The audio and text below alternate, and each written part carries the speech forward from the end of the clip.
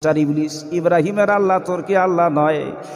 এই ইবলিস শোন, এই রকম যদি 1000টা ইসমাইল আমার থাকে আর আল্লাহ যদি কুরবানি দিতে বলি, আমি ফি সাবিলিল্লাহ আল্লাহর রাস্তায় কুরবানি দিয়ে দেব। সুবহানাল্লাহ। কোন বন্ধুগণ আমার, এবার ইব্রাহিম আলাইহিস সালাম এই যে খানায় কাবা রয়েছে এই দিকে নিয়ে যাচ্ছে কুরবানির জন্য। 3টে জায়গায় শয়তান বাধা দিয়েছিল। ইব্রাহিম নবী পাথর মেরে মেরে তাড়ায়া দিয়েছে।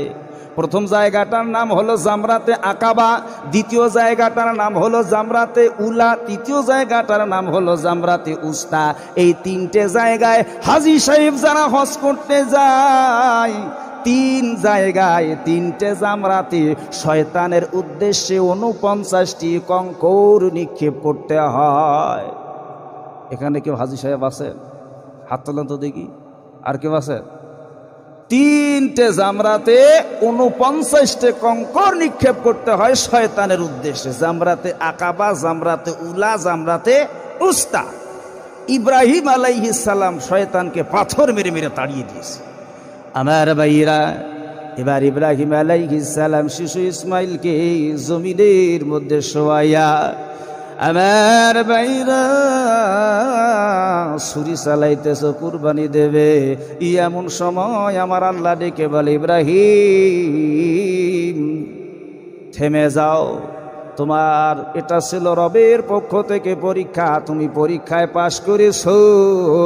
তোমার ইব্রাহিমকে আমি ফেরত দিলাম আর তোমার ইসমাইলকে আমি ফেরত দিলাম, আর ইসমাইলের পরিবর্তে এক মহান জন্তু, একটা দুম্বা কুরবানি দেওয়ার জন্য দিয়ে দিলাম। সুবহানাল্লাহ। কোন গোটা বিশ্বের মুসলমান যতদিন দুনিয়া থাকবে কিয়ামত পর্যন্ত কুরবানি করতে হবে।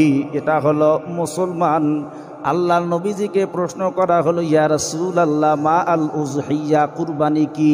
আল্লাহ নবী বললেন, সুন্নাতি আবিকুম ইব্রাহিম, তোমাদের জাতির পিতা ইব্রাহিম নবীর সুন্নত। সুবহানাল্লাহ। কোন আজ আমরা কুরবানি দেব, ছেলে পেলেরা দেবে, নাতিপুতিরা দেবে, 14 গোষ্ঠী ধরে কুরবানি দিতে হবে। কিয়ামতের আগ পর্যন্ত এই বিধান চালু থাকবে। কথা বলেন ঠিক না বেঠিক?